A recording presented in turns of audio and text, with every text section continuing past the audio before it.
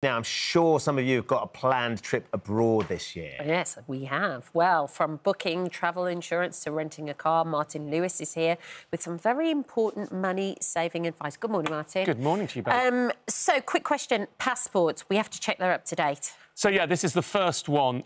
Do not assume your passport is valid. There are two things you need to check. First of all, and this is all about the day you enter the country, there should be generally more than 6 months left on your passport. If you're going to the EU, it's more than 3 months left. Now, most people know that. What they don't know is you also need to check that your passport is not over 10 years old on the date that you enter. You used to be able, when you renewed your passport, to take what was left on your old passport to add it to your new one so you got longer than 10 years. But now many countries will not let you in if your passport is older than 10 years. Okay. And people, this is not, you know, a small thing. People are do their flight and then get sent back. They get sent back and you can't travel. I know someone it happened to in Dubai because of the 10-year rule. So if any of those things, when you go and check your passport, if you're not over 6, you then need to go and check the specific rules for the country that you are travelling to. Yes. And if you're out of date, you need to get it renewed. So go and check now. Okay. There you go. That's where the date of expiry will be on your passport. 6 months. 3 months in Europe and not more than 10 years old. What about costs for renewing passports? You can do it online pretty cheaply. It just depends how quickly you need it to get. And the time it will take? Well, the time it will take. The passport delays have shrunk. They're not as bad as they were, but still, frankly, if you're going on holiday in 8 weeks' time or whenever, or 6 weeks' time or 4 weeks' time, check today. Yeah. The sooner you do it, the cheaper it is and the more chance you have of getting it sorted. So go check all your passports today, everyone. What about health insurance as well, Martin? Well, this is more actually the European Health Insurance Card, the EHIC. There's also a GHIC. Yeah. So what the European Health Insurance Card does, and everyone travelling to the European Union and a few other countries should have one, is it gives you treatment in state-run hospitals or GPs at the same cost as a local. So if it's free for them, it is free for you if you have your EHIC card. 4.3 million EHIC cards go out of date this year. So, again, you need to check. I think we've got a graphic which has, there it is, it's on there, it's 0.9 at the bottom. Bottom right. Check the expiry date on your EHIC card. If it has expired, you need to get a new card. It will now be called a GHIC, a Global Health Insurance Card, which is the rebanding post-Brexit, even though it covers basically exactly the same countries and is still a European card. We won't get into the politics behind that one. So you'll be replaced by a GHIC card that does exactly the same thing. So you need to check that those are in date. Now, very important, be careful Googling this. Just go to the NHS site. If you Google, there are shyster sites that will charge you for fast track that doesn't exist, or will charge you a processing fee to fill out the form for you. This is always free. These cards are always free. You should never, ever be paying. And the final note, you should take it with you. It's better. If you don't have one and something were to happen abroad, you can still get the treatment. You tell them you've got the card, even if you haven't got a card, and you can apply to the NHS for an emergency certificate for when you're abroad. But it's a big hassle, far easier to have a valid EHIC get it done. Or GHIC. Yeah. Now, you've got a rebooking trick for us. This is going back to your proper money-saving expert. I'm going to read a quote, so I'll get my glasses on. Look, so the rebook trick, if you've booked car hire or a hotel... Yeah. Go and check whether the price is cheaper now than when you booked. If it is, and you've got free or cheap cancellation, rebook and cancel. OK. The best example is Michael emailed me, having followed this tip, to say, in January, I booked a 2-week car rental in the USA at a cost of $1,024. Yep. In May, I checked, and the same deal was now $575. Wow. That's a massive difference. He says, I cancelled and rebooked at the lower price. You should actually rebook and cancel at the lower price. It's very common on hotels. If they have a lack of demand, they get much cheaper towards the end. You may have free cancellation up to a week before, so keep checking regularly, and you may suddenly find where you're going is available a lot cheaper. So just book it again and cancel the original booking where it's more expensive. It's that simple. Amazing. Now, I'm not wishing this on anybody, but what about cancelled or delayed flights? There's been a fair few of those recently. We don't want it, but we have to be... If it's the airline's fault... Yeah. So, for example... power cuts at Manchester Airport, airport's fault, not airline's fault, wouldn't count. Oh, I see. You see? I see it, yeah. If it's the airline's fault, staffing issues, knock-on delays, then if it's cancelled and you're always entitled to a refund if it's cancelled or an alternative flight. But if the alternative flight is a delay, then you're entitled to compensation. If you arrive, this is the crucial bit, If you have a flight that arrives late and it is the airline's fault, and it arrives over 3 hours late, which is defined as the time they open the doors when you get off the plane. Not when you're through, Not when you take off. No. Must be over 3 hours late. Then you're entitled to fixed compensation. It depends how far and how long you're travelling, but roughly £200 per person. Now, this applies to all UK and EU regulated flights, which is any flight leaving in a UK or EU airport. So if you're flying within the EU, you're always covered. Or any flight arriving in an EU or UK airport, provided it's a UK or EU airline. Best way to explain that, you're flying from British Airways or KLM from New York to London. It's a UK, EU airline, and it arrives in the UK, you're covered. You're flying on American Airlines from New York to London, you're not covered. But if you're flying from London to New York on American Airlines, you are covered because every flight. So those are the regulations. Basically, the tip here, although if it's happened in the last 6 years, 5 years in Scotland, you can back claim still if you had the compensation. Just be aware there are rules where you may be entitled to compensation. If you're going to sit on the plane and you're arriving late, then go and get on the search engine, find a relevant article that explains it really well and have a read-through at that point, and then mention it to your fellow passengers. The only thing I would say on this, though, is if the delay, if you bought a 60-quid ticket and the delay doesn't matter if you have a nice time in the bar, you might not want to claim. Sure. But because it hurts the airlines. But if you've been sitting there 12 hours with the kids screaming overnight, you've missed a day of your holiday, knowing the rules is important. Okay. That's what it is.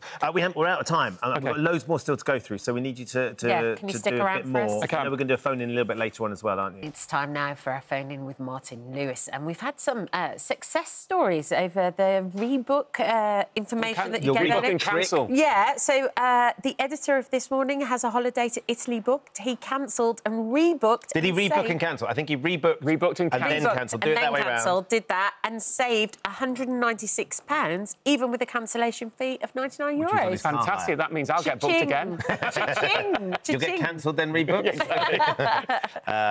It doesn't work with talent, Martin. Right, then, let's get into some of these questions that we've had from some of our viewers. This is from Louise. She said, there's another one. In September, we originally booked a week in Montenegro. In June of this year, I checked exactly the same holiday price a few weeks ago. Just before my balance was due, it was nearly £1,000 cheaper. This is another one.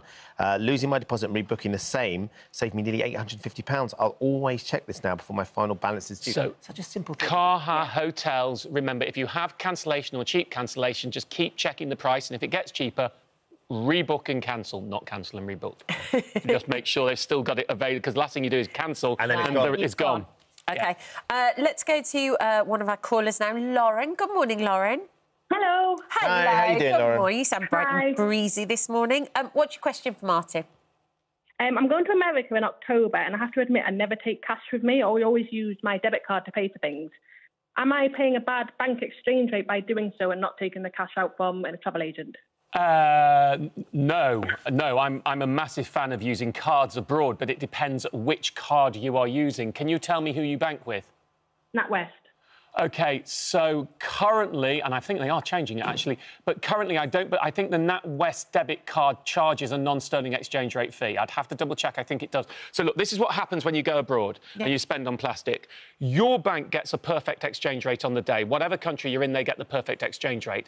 Most then add what's called a non-sterling exchange rate fee of 3%, which means if you buy something that costs $100, you pay if you buy £100 worth of dollars, you pay £103 for it. Right. But there's a whole raft of cards which don't charge the non-sterling exchange rate fee, so you get the same near-perfect rate the bank does, which is the best way to spend abroad. Yeah. Now, there's about 12 of these, but 3 right now, not only do they give you a near-perfect exchange rate, they give you cash back on top. So you actually get better than perfect exchange rates. Wow. You've got the Chase debit card, which is an app-only bank. You don't need to switch bank to get it. You can actually do that virtually instantly because you get a virtual card within minutes of your application being accepted.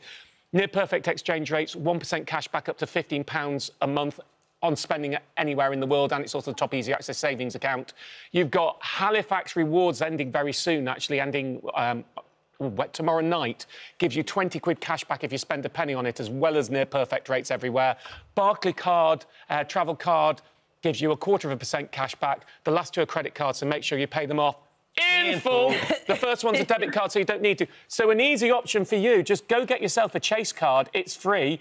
Then you spend on your debit card abroad. You just make sure there's enough money on it for your overseas spending, and it's absolutely the cheapest way to spend. 1% cash back on top of near-perfect exchange rates. How does that sound? That's brilliant, thank you. Can I put a Chase account onto Apple Pay?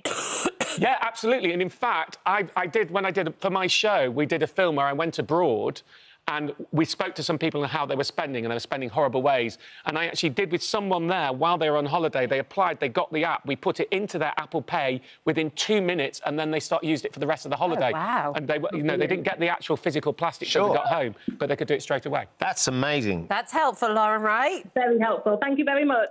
Brilliant. Thank you. Let us know how you get on, Lauren. time. That's brilliant.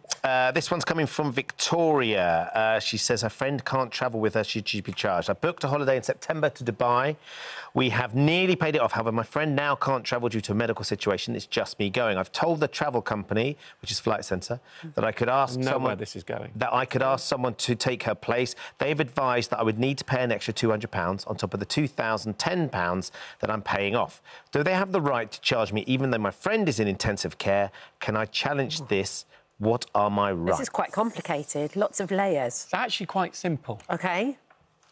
I like it. Unless you have cancellation, you have a holiday booked. Now, I'm not meaning to sound unsympathetic. I want to explain your rights very... So the best analogy I use for this, if you bought a tennis racket and you broke your arm, you can't say the tennis racket is faulty because you've broken your arm and can't use it. The tennis racket still works. If you booked a holiday, the fact you can't go doesn't mean there's a fault with the holiday. So unless you have cancellation, they are within their rights to do that. And that is what travel insurance is for. Right. Travel insurance is the thing that protects you of these eventualities. Right. Now, I hope you've got travel insurance in place. That way you should be able to get a refund and perhaps book it again. But my big message I always use is you should get your travel insurance ASAP, as soon as you book, because half the point of travel insurance is to protect you for things happening that happen before you can go that stop you going. Exactly like this. Exactly like this. Now, of course, many people have already booked holidays now, but there'll be about 20% of you out there who've got the holiday booked and not got your travel insurance. Do not wait till the last minute. Do it today. Today. This moment. Every year, I get someone who has got severe cancer or in intensive care, and they're saying, why the holiday company won't give me the refund. What about your travel insurance? I was going to get it before I go. No. You get your travel insurance when you book, and if you haven't done it, you do it today. That is your protection. It's your crucial protection. So can I just ask... So in this case... I mean, it sounds like the £200 is pretty reasonable to me. To get somebody else to take that holiday. If you've got no cancellation rights, because if you booked an inflexible holiday, they are actually giving you some flexibility. Okay. So it's way too expensive, £200, but it's better than them saying... Nothing at all. And just to really do this point about travel insurance, because I have it every year, and if I find it really, really upsetting that I can't solve it. So... Single trip travel insurance, you get and you tell them the date of your holiday. If you have an annual trip policy, you need an annual trip in place for all the time running up to your holiday. So let's imagine you've got an annual trip policy that ends in July and you're going away in September. With most policies, if something happened before July to stop you going in September, you would be covered, but you then need another annual policy in place the same day this one ends to cover you over the holiday period. And that's what I mean. Have travel insurance in place from the day you book your holiday. Super quick Zara tip. Zara trick's really easy. Yeah, so look, Zara in Spain, Greece and Portugal is way cheaper than the UK. In fact, the euro price is usually lower than the pound price. Now, best of all, you can go onto the websites of Zara Spain, say. Yeah. You can put it into English and you can see the prices of clothes before you go, so you can check. Woman's red leather mini bucket bag, £69.99 in the UK, €59.95 in Spain or Greece, £51.40. Woman's floral organza dress, £45.99 UK, €35.95, cheaper which is £31 in Spain, Portugal, Greece. Other parts of Europe, there's two-tiered pricing for Zara in Europe, are not as cheap. They may be cheaper, but nowhere near as big. So if you're planning to go to any of those countries, planning to go to Spain this summer and you'd like to shop at Zara, go onto the Spanish Zara website, put it into English, look at the things you want to buy, check the price differences with here, then wait until you go and bring it back. Yeah. Extra. Good. Lovely trip. Thank you very Martin, much. great as ever. Thanks for Martin. coming in. Great to see you. Zara and travel insurance all in one. And Martin will be back to take more of your calls on Thursday's show. Yeah, so whether you want him to help with your savings or just like a few tips on how to manage your money more effectively, do get in touch with us. Yeah, email this morning at itv.com with your question and contact details by 8 a.m. on Thursday morning for a chance to have it answered on air. Thank you. Lovely to see you, Martin. Thank We'll see you on Martin. Thursday. Thank you for visiting our This Morning YouTube channel. We upload new content every day, so go ahead and hit that subscribe button so you don't miss out, and we'll see you in the morning.